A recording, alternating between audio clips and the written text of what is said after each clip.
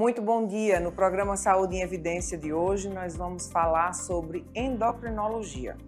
O nosso convidado é o Dr. Tomás Menezes, que vai falar conosco sobre hormônios, obesidade, tireoide e outros tantos assuntos importantes dentro da endocrinologia que você que está em casa precisa e merece conhecer e se aprofundar.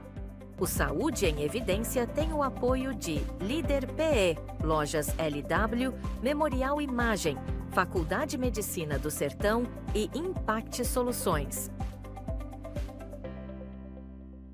No programa de hoje, nós vamos conversar com o endocrinologista Dr. Tomás Menezes acerca de assuntos de muita importância para todos nós. Então, você, claro, vai acompanhar o programa inteiro e certamente esclarecer muitas dúvidas e também ser acrescentado com muitas coisas que você não sabia e que você, a partir de hoje, vai criar, inclusive, novos hábitos a partir do que o Dr. Tomás nos ensinar. Sabe que todo sábado de manhã a gente está aqui para aprender sobre saúde.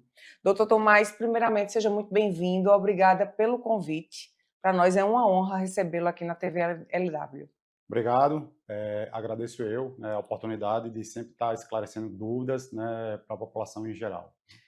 Dr. Tomás, quando a gente fala em endocrinologia, certamente tem alguns assuntos que são os mais, né? Na clínica, no seu fazer diário, quais seriam as patologias mais importantes, se a gente puder julgar assim, mais importantes ou mais relevantes dentro da endocrinologia na prática clínica? Certo. Vamos lá. A endocrinologia ela é bem vasta, né? São vários distúrbios hormonais que podem acontecer, mas os mais prevalentes realmente no nosso dia a dia seria a diabetes, né? Que a diabetes é uma doença relativamente comum, né? Alterações de colesterol, né? E hoje uma pandemia, se assim podemos dizer, de obesidade, né? Então, o tratamento de emagrecimento também entra aí nesse top 3 de pacientes com o nosso dia a dia, né? Certo. Dentro desses top 3, vamos pegar o top 1, que é o diabetes. Quando a gente olha para o diabetes, falar um pouco sobre diabetes e identificar para quem está em casa, né, esclarecer para você que está em casa, a diferença entre os tipos de diabetes, tipo 1, tipo 2, se tem a ver com genética ou se tem a ver com qualidade de vida, com estilo de vida ou se está tudo misturado, como é que a gente pode explicar de uma forma bem prática para você que está em casa entender? Certo. Boa. Eu costumo dizer o seguinte, geralmente a gente classifica a diabetes realmente em tipo 1 e tipo 2, né? Existiria uma terceira aí que seria a diabetes insípido, mas não é essa diabetes tradicional que a gente conhece do dia a dia, né? A diabetes tipo 1, eu costumo falar que é uma diabetes que ocorreu por azar. Não tem nada a ver necessariamente com o tipo de alimentação do paciente. É o paciente que geralmente é criança que desenvolve uma doença autoimune, né? O próprio organismo começa a produzir defesas e essas defesas estranham o organismo dele e ataca o pâncreas, o órgão produtor de insulina. Então, com isso, acarreta na diabetes tipo 1. E o tipo 2, não. A esse está relacionado, sim, com o estilo de vida. São os pacientes, geralmente, com sobrepeso, um grau de obesidade. São os pacientes que aí a alimentação tem um poder de influência muito grande e o estilo de vida. São aqueles pacientes que, na maioria das vezes, não fazem um exercício físico e também tem, às vezes, um histórico familiar relacionado, mas muito mais com o estilo de vida do paciente. Doutor Tomás, é muito comum a gente ouvir as pessoas dizendo, se preocupando só com o açúcar, quando se fala em diabetes. Mas a gente sabe, ou você que não tá, que está em casa e não sabe, vai saber agora, que não se restringe ao açúcar. Então, isso é bom a gente esclarecer que não é só o açúcar, aquele açúcar que você coloca no cafezinho do dia a dia. O brasileiro é muito do cafezinho, o nordestino principalmente, e aí aquele açúcar não é ele somente o vilão da história, né, doutor Tomás? Sim, ótimo. Esse é um bom momento para a gente esclarecer exatamente esse tópico. É extremamente comum, às vezes, eu pegar um paciente que deflagrou o quadro de diabetes e ela aparecer no consultório e nos relatar que não sabe por que se tornou diabético, já que ele não gosta tanto de comer doce, propriamente dito, né? A diabetes, lógico, a insulina é um hormônio que controla o açúcar do sangue. Mas A gente, como um bicho, a gente não acumula açúcar, então a gente acumula gordura. Então, o excesso de carboidrato, que é um grupo maior de açúcares, né, vão ser convertidos esse excesso em gordura. Então, às vezes, o paciente pensa só no açúcar de paladar doce, mas as massas, principalmente as massas, o pão, o bolo, a farinha em cima do feijão, o cuscuz, esse tipo de alimento será desdobrado em açúcar e o organismo da gente, quando se depara com uma grande quantidade, ele não consegue consumir aquilo ali e faz uma estocagem na forma de gordura. E essa gordura, na fisiopatologia da diabetes, é quem vai atrapalhar mais, inclusive, do que o próprio açúcar propriamente dito. Então, é um complexo de alimento, não necessariamente só o doce. O doce para o paciente diabético atrapalha quando ele já é, mas quando ele vai deflagrar, são vários outros tipos de alimentos. Doutor Tomás, existe cura para o diabetes? Não, a diabetes não existe cura, a diabetes existe controle. Então, a partir do momento que o paciente é deflagrado com a diabetes, a gente tenta controlar esse paciente para ele ficar com a diabetes dele controlada, ter uma vida relativamente normal e evitar as consequências da diabetes, que seriam cegueira, amputações de membros, hemodiálise. Então, o paciente pode sim ficar até com os exames normais, né? Porém, não vai ter cura. Agora, um adendo, né, que a gente está tendo agora relativamente, pouco tempo atrás, né, na China estão se pesquisando alguns tipos de tratamento para tentar abortar, assim dizendo, a diabetes tipo 1, que foi aquela que eu falei que seria por azar. Então, esse daí, como são doenças autoimunes, ainda existe linha de pesquisa para ver se consegue segurar e essa medicação não deixar que a doença evolua. Aí, nesse caso, a gente poderia falar de cura, quem sabe no futuro próximo. A gente sabe que o brasileiro, ele ainda tem, infelizmente, o costume, o mau hábito da automedicação. E com o diabetes não seria diferente. A gente sabe, a gente mora no Nordeste, aqui em Pernambuco, principalmente no interior, apesar de o programa passar na capital, mas ele é gravado no interior, aqui em Arco Verde, e a gente sabe que ainda existem pessoas que vivem com o mito, né, doutor Tomás, de que chás e de que alguns remedinhos naturais vão ali controlar esse diabetes e deixam de ir para o médico. Isso é arriscado. Sim, com certeza.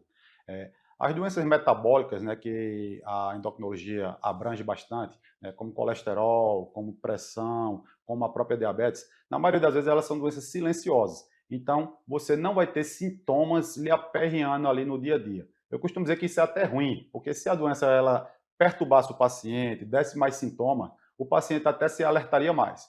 Aí é onde é que reside o problema. O paciente, às vezes, recebe o diagnóstico, escuta uma vizinha, escuta um mais antigo, que tem algum saber aí popular, e ele tenta curar ou tratar a diabetes com essas formas caseiras, né? Chás, né? O chá de amora, coisas com graviola, né? Entre outros tantos. O problema é o seguinte, realmente existe algumas evidências que algumas dessas coisas funcionam, como, por exemplo, o chá de amora, mas o grande problema é o seguinte, quando você toma um chá de amora, a gente não sabe dizer por quanto tempo ele vai conseguir, por exemplo, baixar a sua glicemia e de quanto em quanto tempo você teria que ficar tomando ele novamente. Então, primeiro ponto, o paciente não vai saber quantas vezes vai precisar fazer ao longo do dia e nem ele vai também conseguir fazer isso todos os dias a longo prazo. Então, uma medicação, quando a gente passa para o paciente, né, a gente sabe o tempo de ação daquela medicação, se ela dura 24 horas, se ela dura 12 horas, e esse paciente tem que ficar tomando. Então, onde é que reside o problema? O paciente, às vezes, toma esse chá, vai medir, realmente baixou, e ele fica com essa ilusão que está tratando. O grande problema reside justamente aí, porque quando ele nos procura, a diabetes já está muito descompensada e, às vezes, já provocou sequelas. Era a próxima pergunta. Como é que o paciente ele consegue identificar que está descompensado? Porque é quase que assintomático o diabetes, né? Então, quando é que ele sente? O que é que ele sente para dizer assim, opa, agora eu tenho que correr? Ótimo. Por isso que a gente sempre fala que o paciente diabético ele tem que fazer acompanhamento, mesmo que ele não esteja sentindo queixa nenhuma, mesmo que ele esteja tomando a medicação. Justamente por ela ser insidiosa e silenciosa, na maioria das vezes ela não vai provocar nenhum tipo de queixa. Então, se não fizer uma busca ativa, se não for atrás de exames para a gente ver se realmente está compensado ou não, na maioria das vezes vai passar batido. Mas sim, existem alguns sintomas que é justamente o que a gente não quer que o paciente sinta, que é o que a gente chama das pólis, né? A polidipsia, que é o paciente começa a sentir muita sede, a poliúria, o paciente urina demais, a polifagia, ele come demais e começa a perder peso. Aí entra tontura, turbação visual, a vista começa a embaraçar, né? Teve um corte, tem dificuldade de cicatrizar, mas isso geralmente é numa diabetes bem mais descompensada, né? Que a gente não quer que o paciente chegue a esses níveis. Doutor Tomás, dentro da prática no dia a dia da vida de um paciente que ele já foi diagnosticado com diabetes, mas também, como a gente sempre fala aqui, é que quando a gente trata de saúde, a gente fala de saúde de uma forma, sobretudo, preventiva, né? A gente promove e previne doenças. Então, esse é o motivo pelo qual esse programa existe. É lógico que tem coisas que já se estabeleceram e a gente tem que tratar efetivamente. Mas quando a gente pensa em promoção de saúde, em prevenção do diabetes, e a gente já pensa também naquele paciente que já foi diagnosticado, o que precisaria hoje, se a gente pudesse assim, aconselhar quem está em casa?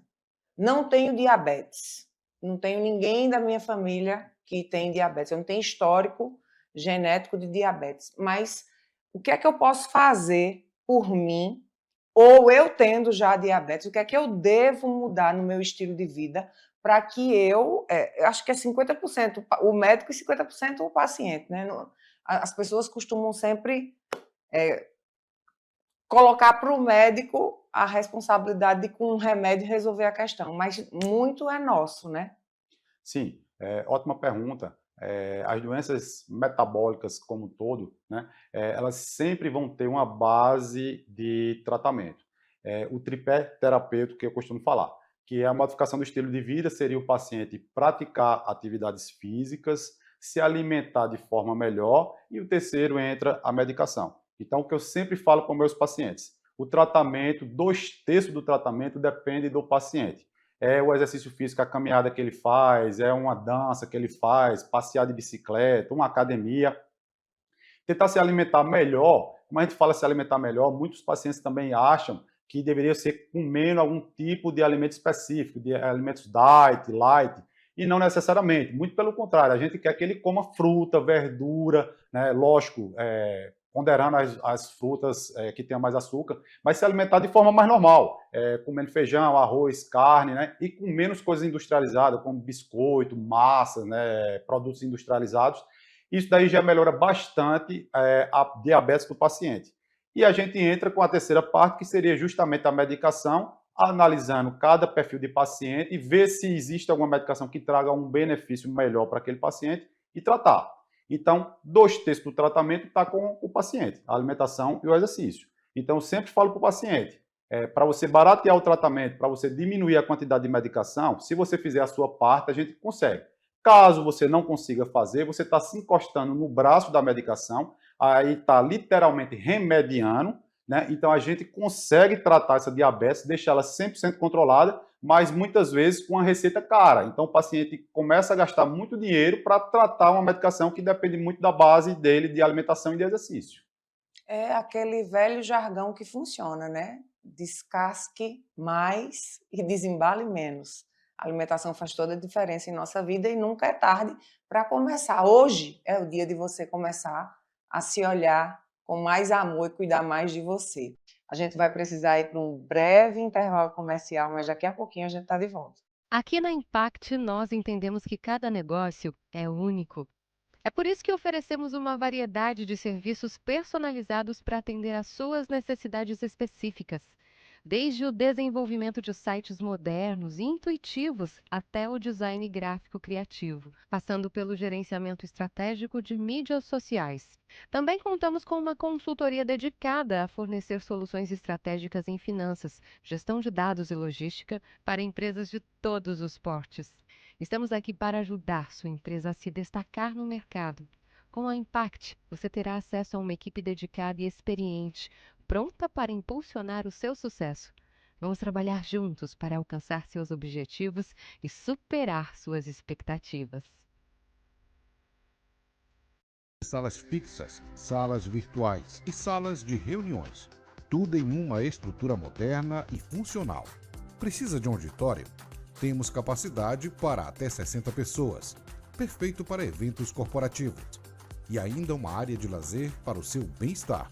Nas eleições de 2024, conte com nossa assessoria completa, prestação de contas, cadastro de candidatos e muito mais. Líder PE. Modernidade e eficiência para o seu sucesso. O Saúde em Evidência tem o apoio de Líder PE, Lojas LW, Memorial Imagem, Faculdade Medicina do Sertão e Impact Soluções. Estamos de volta para mais um bloco do programa Saúde em Evidência e nós vamos falar agora sobre um tema que muito provavelmente alguém aí da sua casa precisa ouvir. Então já chama, porque o tema agora vai ser sobre obesidade. Doutor Tomás, obesidade vem hoje numa crescente quase que incontrolável, né? A gente tem vivido uma epidemia de obesidade, se tornou um problema de saúde pública. E a minha pergunta para começar esse tema é uma pergunta para você que está em casa. Por que algumas pessoas têm mais facilidade para emagrecer do que outras? Certo. O emagrecimento, ela é uma variável, né? Uma variável não, são várias variáveis que precisam ser ponderadas, né? Entra fator genético também, né? Então, a genética é uma das influenciadoras do emagrecimento. Então, tem alguns pacientes lá de trás, como a gente era no primórdio, né? Como a gente era caçadores e coletadores, né? Existia uma tendência de alguma genética ser mais acumuladora e outros serem magros, né? Que é aquele que o povo diz, fulano é magro de ruim, que come e não engorda. Então, lá atrás, era mais benéfico a pessoa ser estocador, porque nem sempre você tem comida, então quando você saía para fazer uma caça, para fazer uma coleta de uma fruta, para se alimentar, esses primórdio da gente, né? Os estocadores, eles tinham uma tendência maior a sobreviver. Então, tem lá atrás esse histórico genético de seleção natural para estocadores de alimento, de energia. E os magros de ruim, teoricamente, lá atrás não sobreviveriam, hoje eles se sobressaem, porque são aqueles pacientes que têm maior tendência de comer e não engordar. Então, existem fatores genéticos, né, que é o que a gente fala de genótipo, que é a carga genética que ele carrega, família e de herança lá de trás, e tem o fenótipo.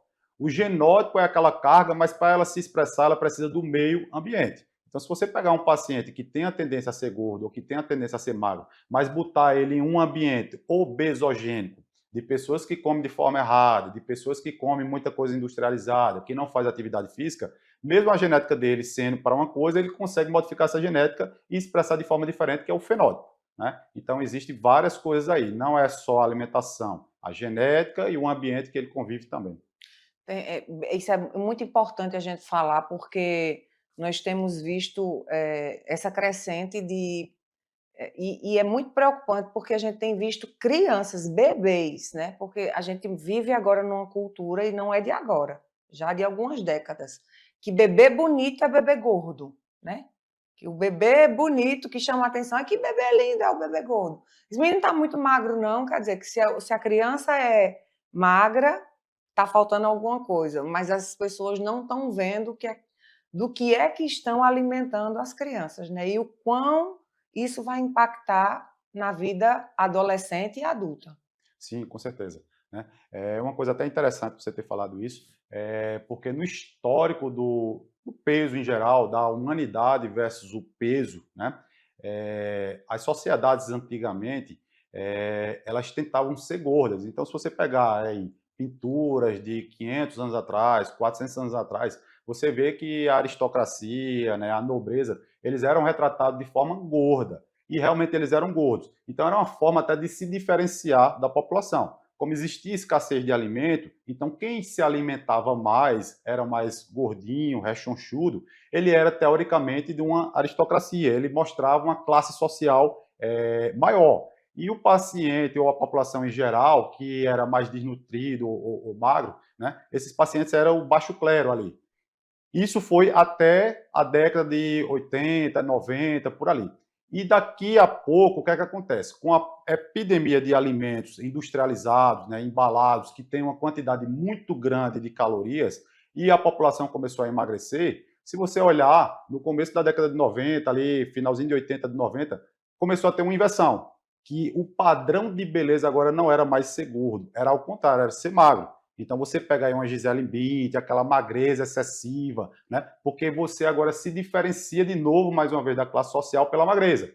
Então aquele paciente mais magro, teoricamente, ele teria benefícios na sociedade, ele seria um paciente que tem acesso a alimentos melhores, a exercício físico, a medicações, mas ainda existe aquela cultura, como você falou, de o gordinho ser saudável, né? Que é a cultura da avó da gente, né? Minha avó mesmo, quando a gente ia na casa dela, ó, tem que comer, você está muito magro, você não está saudável, né? Mas essa cultura vem mudando por conta disso, né? Então, mais uma vez, o determinante social aí falando, ditando o que é bonito ou o que é feio, o que é classe social mais alta, o que é classe social mais baixa, né? Então, a gente também tem muita influência do social, né, no meio onde a gente vive. É verdade. A gente vai entrar agora num tema que é bastante pertinente, está bem em alta, que é com relação às medicações. Claro que a gente não poderia deixar de falar, não falar nas canetas emagrecedoras, mas antes delas, eu gostaria, doutor Tomás, de entender, de que o meu público entendesse,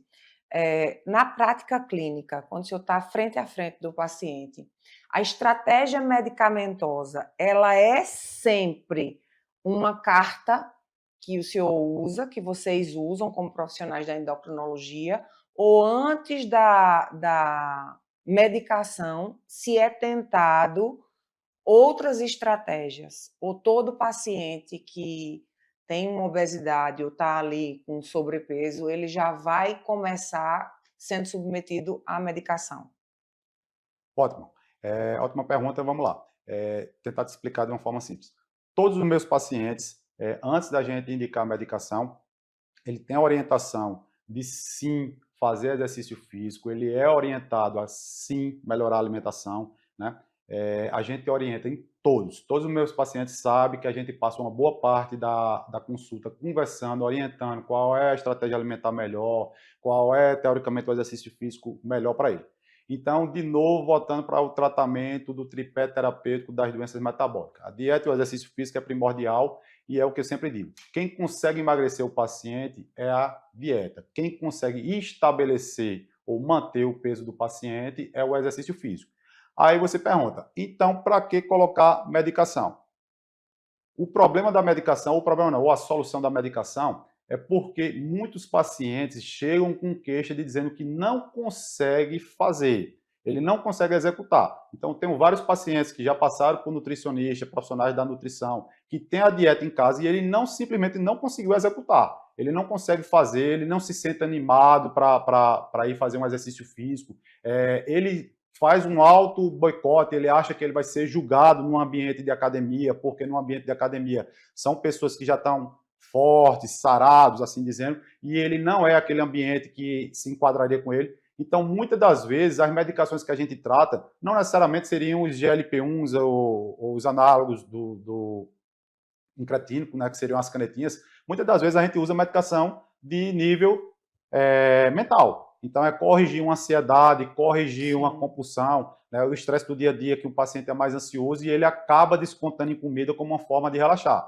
Então, o que eu sempre falo, a medicação ela é muito bem-vinda, a gente faz um histórico bem determinado para o paciente e tenta corrigir as falhas que estão levando o paciente a engordar. Então, a correção a gente faz com a medicação, mas lá na frente é imprescindível que ele faça realmente a alimentação e o exercício, porque de fato é quem perde peso, é isso aí.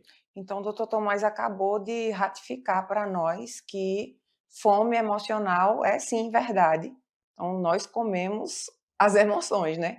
Então, tem pessoas que ficam tristes, comem, tem pessoas que ficam tristes e perdem o apetite, assim como tem pessoas que com a alegria, né? Se estão alegres, come mais, ou se estão alegres, esquece de comer. Então, fome emocional existe.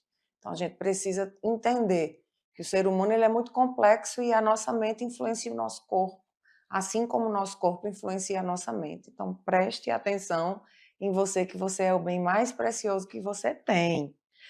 Doutor Tomás, sobre essas questões que estão aí, polêmicas, inclusive, do uso, né, das canetas. Nós vivemos, de fato, numa sociedade que tem buscado atalhos. Tudo a gente quer rápido, né? As pessoas não se telefonam mais. É o áudio do WhatsApp, é o áudio no 2.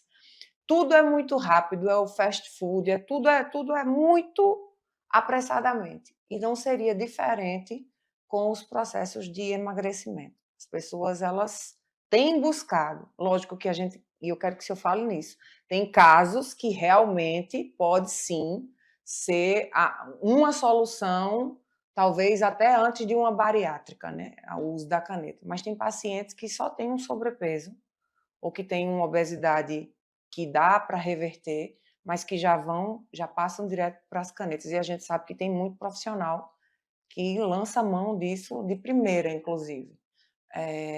Sobre essas canetas, o que é que a gente pode conversar hoje? Eu sei que é um assunto bem delicado de falar, mas é necessário. Vamos lá. Primeiro, o seguinte, falar primeiro da medicação para a gente deixar pontuado logo algumas coisas. A medicação realmente são medicações revolucionárias, né? No tratamento de obesidade, no tratamento de diabetes, até pouco tempo a gente não tinha basicamente nada para ser feito. Então, hoje a ciência conseguiu evoluir com esses tipos de medicações, e são medicações ratificadas cientificamente, né? Com estudos, vasta quantidade de estudos, que são realmente medicações boas, potentes e seguras. Mas realmente, como você falou, tem que ser bem indicado. O que é que acontece? Muita gente quer usar a medicação, como você bem falou aí, como atalho. Eu costumo dizer que o paciente ele não quer emagrecer, ele quer ser emagrecido. Então, ele quer terceirizar o problema dele.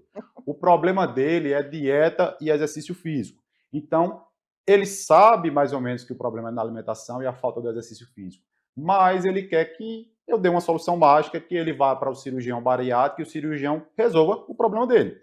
Então, isso não vai funcionar. Quer dizer, até funciona. Se ele utilizar as medicações, ele vai ver que vai conseguir perder peso. Mas ele não vai conseguir sustentar esse peso, porque ele não está corrigindo a falha. A falha é alimentar e a falha é exercício físico. Então, quando a gente indica o uso das canetas, o paciente tem que entregar a alimentação e o exercício físico. Isso é a base, né? Mas, realmente, hoje tem essa demanda estética, né?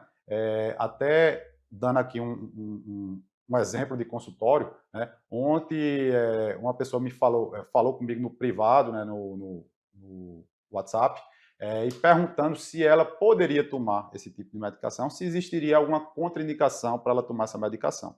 Como eu sei o histórico da pessoa, né? Eu perguntei o seguinte, que não teria contraindicação para ela, mas por que ela queria tomar? Aí veja a resposta da paciente, né, hipotética. Ela disse, porque eu vou me formar no final do ano e eu quero perder peso para ficar bonita Na na foto. formatura. Então, isso a gente vê diariamente. É aquele paciente que quer perder peso para o casamento, O que verão. quer perder peso para o verão, que quer perder peso porque vai chegar, passou a época junina, o São João. Então, eles fazem demandas pontuais. E isso é maléfico, porque as medicações até ajudam a perder peso, mas esse paciente só faz aquele tratamento como fosse um tratamento estético e depois ele para de fazer. E tem efeito rebote, não tem? Sim, o efeito rebote é justamente aí, né? Os meus pacientes sabem claramente, que eu sempre explico isso, o efeito rebote não seria praticamente da medicação, porque o estabilizador do peso é musculatura. E quando você entra num déficit calórico, você começa a comer menos do que você precisa ganhar musculatura, porque existe uma tendência a você perder musculatura também. Você vai perder gordura, mas também vai perder musculatura. E 40% do nosso metabolismo depende da musculatura. Então, se você perde musculatura, você desacelera o seu metabolismo, e quando você para o tratamento, você começa o tratamento com metabolismo alto e acaba com ele mais baixo. Então, a sua necessidade diminuiu. E quando você parar as medicações, o teu apetite vai voltar de novo para o mesmo patamar, não vai aumentar nem vai diminuir, mas agora você comendo a mesma quantidade, você vai engordar mais. Mas porque tem menos massa. Porque tem menos massa e porque precisa de menos caloria. Então, o tratamento ele tem que ser acompanhado justamente por isso. É o que eu sempre falo também aos meus pacientes. Não é quando você atingiu o peso da balança, é quando a gente atingiu o peso que a gente almejou e a gente conseguir dar tempo de recuperar a musculatura. Então, com essas medicações novas, a gente até consegue chegar no peso mais rápido, mas o tratamento não deveria parar porque a gente precisa ainda ganhar musculatura, dar tempo do organismo ganhar musculatura. Então, dá sim para fazer uso, mas o uso com um profissional coerente, ético, num ambiente seguro e você sendo acompanhado por esse profissional até a alta, né? Porque existe o tempo da alta, como ele bem falou, não é só quando atinge o objetivo, mas sim quando todo o sistema já está reorganizado, né, doutor Tomás? Sim. Até dando um adendo aqui como curiosidade, né? Até pouco tempo atrás, a Ozempic, que foi uma das primeiras que ficaram mais conhecidas dessas medicações, veja o absurdo que se tornou a Ozempic. A Ozempic é de uma empresa chamada Novo Nordisk e essa empresa é dinamarquesa, né? Ela conseguiu ser a medicação mais vendida no mundo entre todos os tipos de medicações. Vendia-se mais Ozempic do que dipirona, vendia-se mais Ozempic do que medicação de pressão, do que medicação de diabetes, do que qualquer tipo outro de medicação. A venda foi tão absurda que a Dinamarca, um país nórdico, um país de PIB alto, um país rico, só com a venda desse produto conseguiu mudar o PIB, que a gente fala em trilhões, não é nem em milhões e bilhões, em trilhões o PIB da Dinamarca. Por que essa venda desenfreada? Porque é uma medicação que age na parte de emagrecimento, e o emagrecimento, apesar de a obesidade ser considerada uma doença hoje, ela entra na parte de estética. Então, ela vende muito e se vende muito espontaneamente porque entra na parte da estética. Então, é o que eu sempre falo, para a estética parece que não existe crise. Agora, para você botar uma medicação dessa para um paciente que precise realmente, de fato, é muito mais difícil porque o paciente não topa porque ela é uma medicação cara, mas para a parte estética ele topa gastar. É interessante isso, mas a gente vai continuar falando sobre esse e outros assuntos daqui a pouquinho, depois de um intervalo comercial. O Memorial Imagem está dentro do Hospital Memorial Arco Verde, o que lhe proporciona a segurança de um ambiente hospitalar, além de contar com vários serviços num só lugar: tomografia computadorizada, mamografia, ultrassonografia e raio-x. Os equipamentos possuem uma alta resolução e agora também com um novo tomógrafo de última geração e potência elevada. Tudo isso funciona 24 horas por dia, alinhado a uma equipe especializada, que oferece agilidade e confiança na execução dos resultados. O atendimento humanizado é um dos princípios norteadores para transmitir todo o respeito a quem mais importa: você, paciente. Memorial Imagem, qualidade que faz diferença na sua saúde.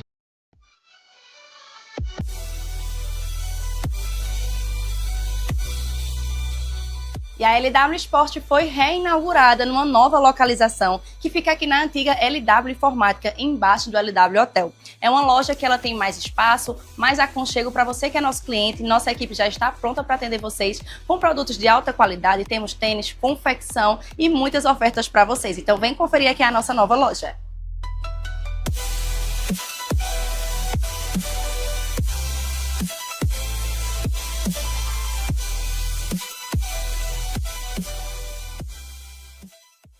O Saúde em Evidência tem o apoio de Líder PE, Lojas LW, Memorial Imagem, Faculdade Medicina do Sertão e Impact Soluções. Estamos de volta para mais um bloco do programa Saúde em Evidência e nesse bloco a gente vai falar de algo bem importante, que é tireoide. Doutor Tomás, desculpa. Quais são os sinais? Existem sinais de que a tireoide não está funcionando bem? Eu, como cidadã, você, como telespectador, nós conseguimos identificar, existem sinais que nós entendamos que tem a ver com a tireoide? Sim. Sim, existe, né? Mas são muitos sintomas e sinais, né, que a tireoide pode provocar, que às vezes são queixas, digamos, corriqueiras do dia a dia e que passa despercebido, né, nos pacientes, né? Para o público feminino, é uma das coisas que mais incomoda que chega no consultório para investigar seria a história de queda de cabelo, a unha que está mais fragilizada, se quebrando, né? A pele que ficou mais ressecada, um ciclo menstrual que alterou, um ganho de peso ou uma dificuldade de ganho de peso, né? Então, como ele é um hormônio metabólico, ele se mete em várias partes do organismo, desde o batimento cardíaco ao trânsito intestinal. Então, são várias queixas que podem acontecer. Mas, na maioria das vezes, essas queixas, mesmo sendo queixas comuns, o paciente sabe identificar porque ele entende que aquilo ali está diferente. Então, meu cabelo caía, mas agora está caindo demais. Minha menstruação ela atrasa, ela é irregular, mas agora ela está irregular demais. Eu nunca tive ganho de peso e agora eu passei do nada a ter ganho de peso. Então, quando esses sinais e sintomas se exacerbam, né, aí realmente seria a hora de investigar se sua tireoide está descompensada. Quando a tireoide está descompensada, é mito ou é verdade que o paciente também, um dos indicadores pode ser ansiedade, depressão ou ausência de sono, mexe no sono também? Isso é Sim, verdade? sim. Ansiedade, sim, totalmente, né? Como eu falei, ela é um hormônio metabólico que ele age no sistema nervoso central, ele age no coração, no trato intestinal, na pele, no cabelo, na unha. Então, sim, a ansiedade pode provocar o excesso de hormônio, porque muitas vezes a gente fala só do pouco hormônio, mas o excesso de hormônio ele pode dar irritabilidade, né? O Sim. paciente que estoura fácil, né? Oscilação de humor, insônia, né? O excesso de hormônio pode também dar insônia, né? Então, sim, eles agem, em linha geral, em vários aspectos e pode provocar sim, né? Doutor Tomás, quem tem nódulo na tireoide, sempre são nódulos que precisam operar. Porque eu sei que é uma angústia para muita gente quando o médico passa, né, um exame complementar de investigação na tireoide. Então, ali, quando passa um ultrassom, você já vai fazer, eu digo porque já fui fazer, e você já vai, e quando o médico encontra alguma coisa, até que ele lhe explique o que é, não, porque tem aqui um nódulozinho, isso aqui, então, sempre é cirúrgico ou não? Vamos explicar, eu já sei, porque já passei, mas quero que quem está nos assistindo fique mais confortável com esse conhecimento. Ótimo. Não, não, muito pelo contrário. A maioria dos nódulos, eles não são cirúrgicos, né? Quando a gente pede um ultrassom de tireoide, no bem da verdade, a gente está fazendo um rastreio de câncer de tireoide. Não necessariamente você ter um nódulo, você vai ter câncer. Muito pelo contrário. 95% de chance de um nódulo de tireoide ele ser absolutamente nada. Ele precisaria ser acompanhado para a gente ver se esse nódulo é um nódulo suspeito ou não e se a gente precisaria fazer biópsia. Aí ele se torna cirúrgico como realmente a gente faz o diagnóstico que ele é um nódulo, né, e virou um câncer, então tem que se tirar, o tratamento seria realmente a retirada cirúrgica, ou quando esse nódulo ele passa de 4 centímetros, né, que aí já é um nódulo grande, a maioria dos nódulos são milimétricos, aí esse nódulo ele deveria ser operado porque ele pode existir sinais de compressão na região cervical, né, uma rouquidão, uma dificuldade de um entalo, de engasgo, né? Então, nesse sentido. Então, é uma coisa pontual, mas que o endocrinologista consegue te responder isso de forma bem lógica, né? Para não ter, como é que eu posso falar? Desnecessidade de exames e de punção desnecessária.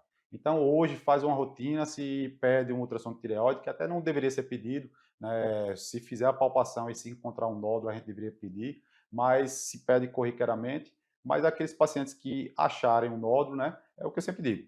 Não se desespere, fique tranquilo, procure um endocrinologista da sua confiança, que ele vai saber te explicar bem direitinho, né? E você não necessariamente vai ter nenhum problema a mais com esses nódulos. Doutor Tomás, o que é a tireoide de Hashimoto e como ela pode afetar na nossa saúde? Certo. A tireoide de Hashimoto é um tipo de alteração na tireoide, né, por doenças autoimunes, né? O organismo ele produz defesas que não deveriam produzir e essas defesas podem estranhar a tireoide. Então, quando ela estranha a tireoide, eu costumo dizer que ela ataca a tireoide e começa a destruir a fábrica. Então, se você destrói a fábrica, vai ter como repercussão uma diminuição da produção hormonal. Então, a tireoidite de Hashimoto, né, o anticorpo de Hashimoto, ele pode ser o fator desencadeante de uma doença. Mas não quer dizer que você foi dosar por algum motivo um exame e veio um anti-TPO, que é esse anticorpo positivo, né, lá no exame, ele apareceu mais do que o que deveria estar. Não quer dizer necessariamente que você tenha a doença ou até que você vai vir ter a doença. Significa que você tem uma probabilidade. Essa probabilidade pode ou não acontecer. Se ela acontecer, é o que eu sempre falo para os meus pacientes, é de trás para frente. A gente descobre primeiro o sobrenome de uma doença que pode vir acontecer. Seria o Hashimoto. Se ele vai virar hipotireoidismo, que seria a baixa de produção, não sabemos, mas se for, será hipotireoidismo de Hashimoto. Perfeito. É mito ou é verdade que uma alteração na tireoide é um impedimento de gravidez? Pronto, ótima pergunta.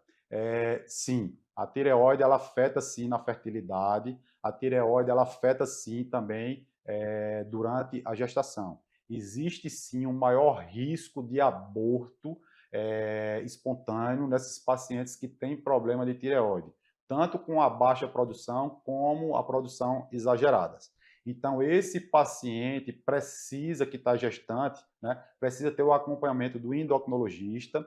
Nesse tipo de paciente, a gente tem metas terapêuticas diferenciadas, até porque a paciente estará carregando um feto, né, que é um C a mais, então a gente aumenta o aporte de hormônio tireoidiano, né, tanto para ela como para a criança, e nesses casos, a gente controlando direito a diabetes, esse risco minimiza bastante. Mas, se não, existe sim um risco maior de aborto e até antes da concepção, que seria o risco de infertilidade. Então, nesses casos, sim.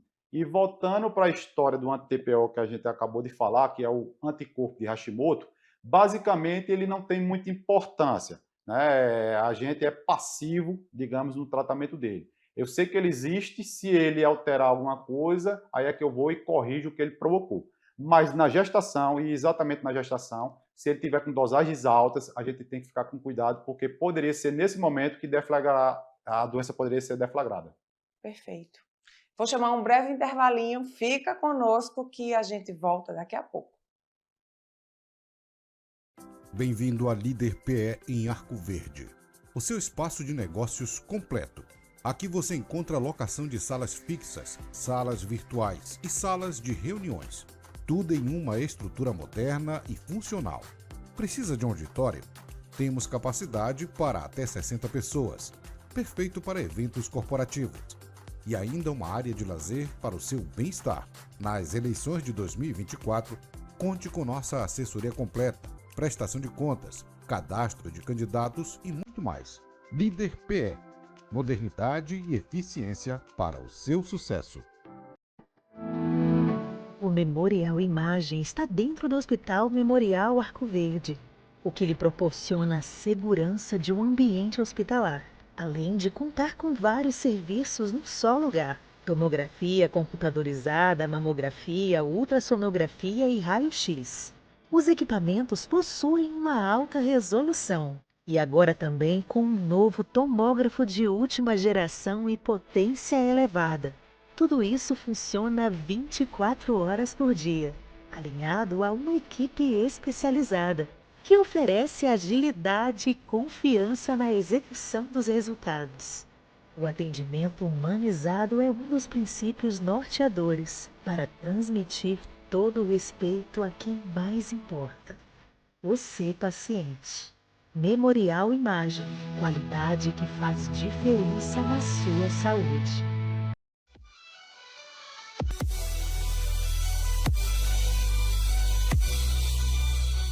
E a LW Sport foi reinaugurada numa nova localização, que fica aqui na antiga LW Informática, embaixo do LW Hotel. É uma loja que ela tem mais espaço, mais aconchego para você que é nosso cliente. Nossa equipe já está pronta para atender vocês com produtos de alta qualidade. Temos tênis, confecção e muitas ofertas para vocês. Então vem conferir aqui a nossa nova loja.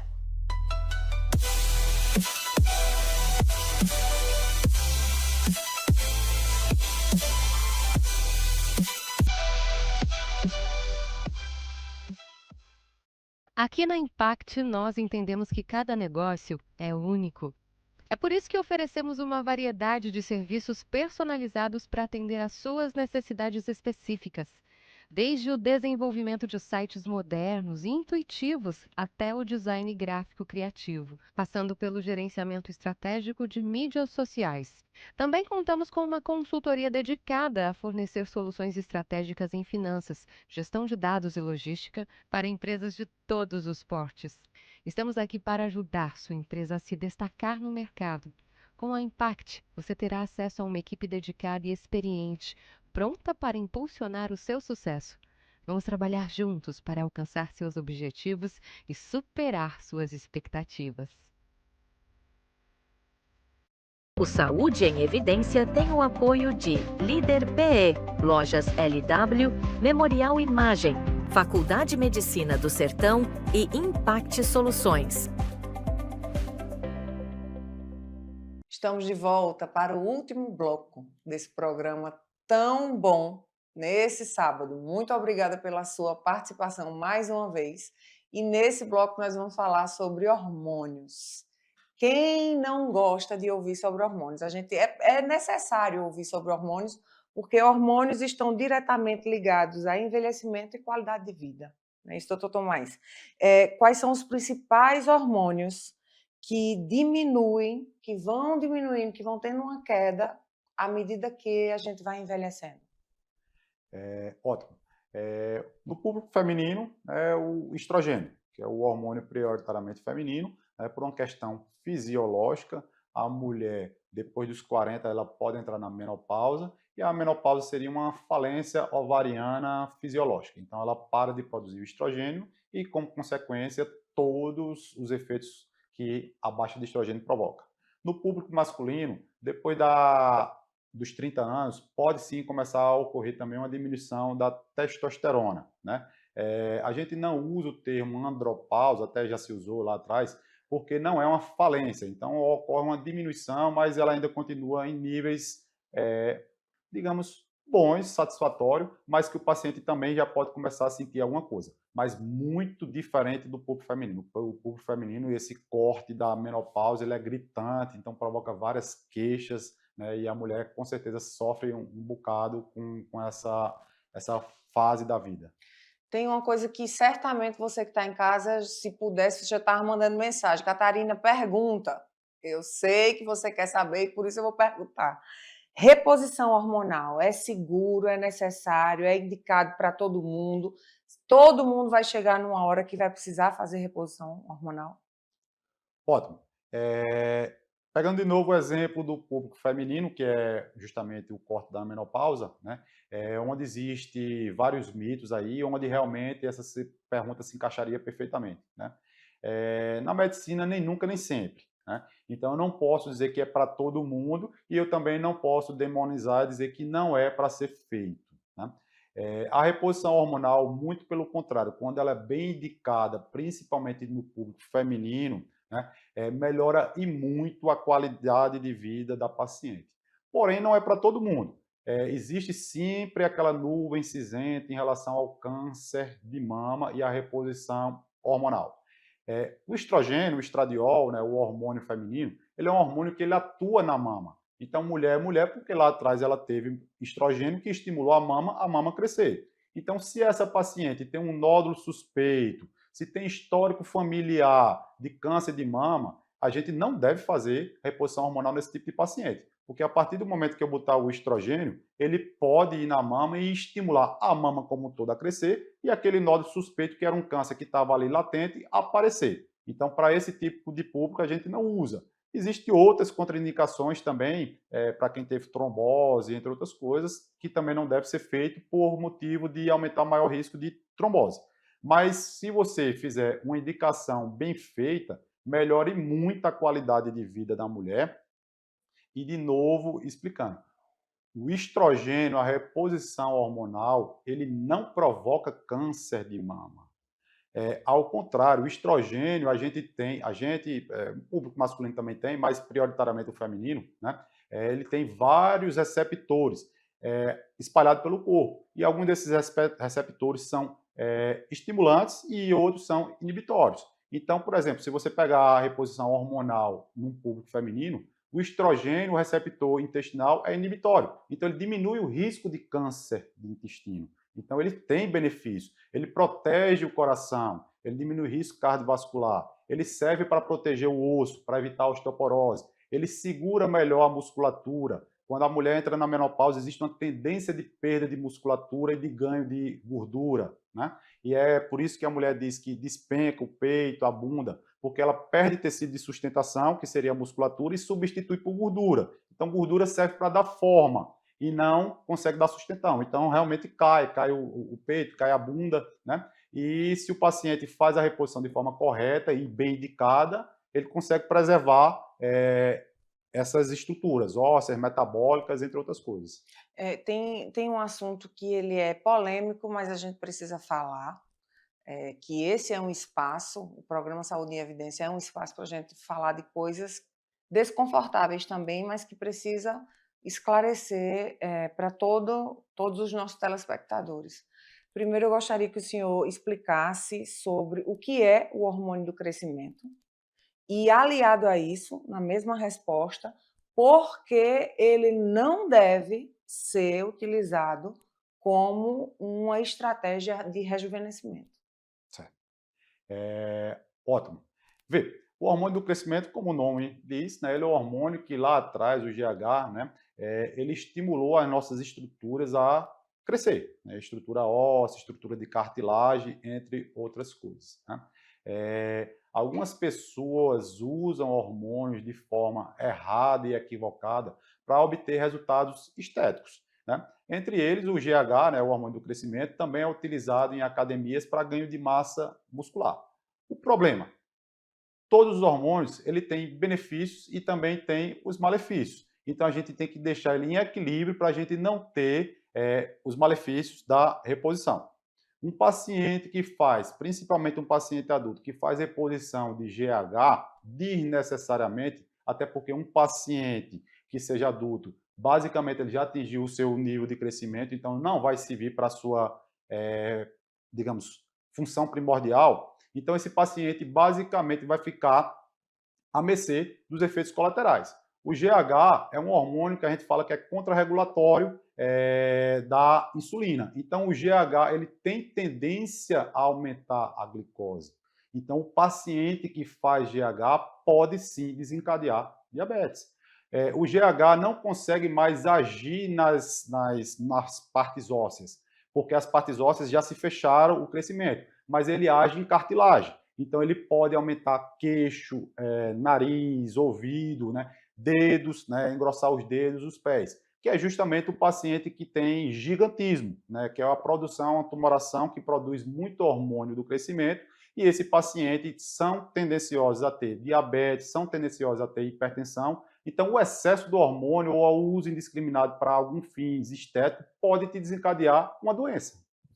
Doutor Tomás, como manter os hormônios de forma equilibrada sem uso de medicamento? Primórdio de tudo, sempre a alimentação, o exercício, uma noite de sono bem dormida, né? Muitos dos nossos hormônios são secretados de forma aleatória, circadiana, que a gente fala, né? Alguns são secretados mais ao longo do dia, outros precisam do sono para ser secretado à noite. O GH é um deles, né, um hormônio que durante o sono é que ele secreta mais. Então, se a gente pegar uma criança com baixa estatura, a gente tem que estimular que essa criança tenha uma qualidade de sono melhor para poder secretar melhor. A própria testosterona também, né? Um paciente que tenha qualidade de sono ruim, se ele passa mais ou menos aí em torno de 7 dias com sono, qualidade de sono ruim, ele consegue diminuir em 15% a secreção de testosterona. Então, a qualidade de sono, a qualidade alimentar, né? Tudo isso aí ajuda para um equilíbrio hormonal melhor. E evitar mais coisas industrializadas. Hoje a gente tem muitas coisas que a gente chama de disruptores endócrinos. A gente come muitas coisas industrializadas e que elas contêm coisas a mais que atrapalham a secreção hormonal. Entre elas, o consumo de coisas com embalagens plásticas, né? Então já foi pesquisado aí que microplásticos em cadáveres, quando foi feito a autópsia, foram encontrados em cérebro uma quantidade exagerada de microplástico, né, entre outros órgãos também. E eles são disruptores, então ele bagunça a questão hormonal. Então, sempre comer de forma melhor, comer como os nossos antepassados comiam. E como eu digo antepassados, né, desculpa, não estou falando de lá de trás, não. Estou falando do avô da gente, dos pais da gente. É comer mais fruta, é comer mais verdura, como você falou, desembalar mais, descascar mais, desembalar menos, né? Você se alimentar de uma forma mais saudável, né, vai te trazer vários benefícios, entre eles a parte hormonal, não resta dúvida. A gente mora num país tropical, o Nordeste é ensolarado, e a gente vai falar agora de algo que talvez que você que está em casa não saiba, mas vamos aproveitar o Dr. Tomás aqui para falar sobre a vitamina D e a importância dela, que na verdade não é vitamina, né? É chamada de vitamina, mas é um hormônio. Qual a importância da vitamina D ou do hormônio para a nossa saúde? Exatamente, ela é classificada como um hormônio, né? Todo mundo chama de vitamina, mas ela é um hormônio, porque o que é um hormônio? O hormônio é aquilo que é produzido em um local, mas ele tem ação à distância. Então, ele vai na corrente sanguínea e vai fazer uma ação à distância. Então, ele se comporta realmente como um hormônio, né? A vitamina D, ela é sim produzida de forma cutânea, através da nossa pele. Então, quando a gente se expõe ao sol, a gente consegue ter a produção de vitamina D, na maioria das vezes, suficiente para o nosso funcionamento adequado do organismo. E como você bem falou, a gente mora em um país tropical, a gente mora no nordeste do país e a gente, especificamente nós dois, estamos numa cidade do sertão. Então, a quantidade de sol que a gente tem é muito grande. Então, o paciente não precisa ficar se expondo ao sol aleatório. Então, se ele anda, faz uma caminhada, andou com a roupa um pouco mais descoberta, então isso já é o suficiente já de exposição solar. Ele não precisa necessariamente ficar se bronzeando, né? Então, essa produção ela é feita de forma fisiológica, né, por o nosso organismo, mas também existem algumas coisas que a ciência ainda não sabe explicar. Por exemplo, aqui em Pernambuco, a gente tem um centro de estudo, né, no Hospital Agamenon, né, do Dr. Francisco Bandeira, que eles fizeram uma pesquisa com vendedores ambulantes na praia de Boa Viagem. Então, é o que eu costumo dizer, eu desconheço uma pessoa que leve mais sol do que vendedor ambulante de praia, né? Então, ele está levando sol ali, e sol forte, né? E eles viram que alguns pacientes, mesmo assim, ainda tinham uma hipovitaminose. Então, não tem essa produção adequada. Então, existem algumas coisas ainda que a gente não sabe de fato, né, se existe alguma coisa a mais aí, mas na maioria das vezes, um banho de sol ou uma exposição solar já é o suficiente e adequado. Mas para alguns pacientes específicos, a gente tem sim que fazer a reposição de vitamina D. Doutor Tomás, o programa chegou, infelizmente, ao final, porque tinha muita coisa para a gente conversar ainda, mas quero lhe agradecer mais uma vez e dizer a vocês de casa que nós temos encontro marcado no próximo sábado, pontualmente. E claro que você quer saber qual o Instagram do Dr. Tomás para segui-lo. Dr. Tomás, fica à vontade agora, nesse último minuto, para as pessoas lhe encontrarem. Se quiser deixar o telefone da clínica, o Instagram, fale um pouquinho aí para que as pessoas lhe encontrem. Ótimo. Lá no Instagram a gente tem esse trabalho de orientação, né, de informativo, né, com informações de qualidade, com responsabilidade, né, no @Dr. Tomás DR, né, Tomás com Z Menezes. Se você acompanhar lá, sempre a gente posta durante a semana vários tipos de conteúdo, né, conteúdos relevantes, como aqui a gente já discutiu alguns, né, então é interessante, né, informações, quanto mais informações a gente consegue passar para o público, quanto mais o público é orientado, melhor, até para ele ter um discernimento aí, porque hoje em dia a gente vive num boom de informações e muitas vezes informações que mais desinformam do que informam. É verdade. Então já segue o Dr. Tomás e sábado, pontualmente, a gente volta a se encontrar. Eu aguardo vocês.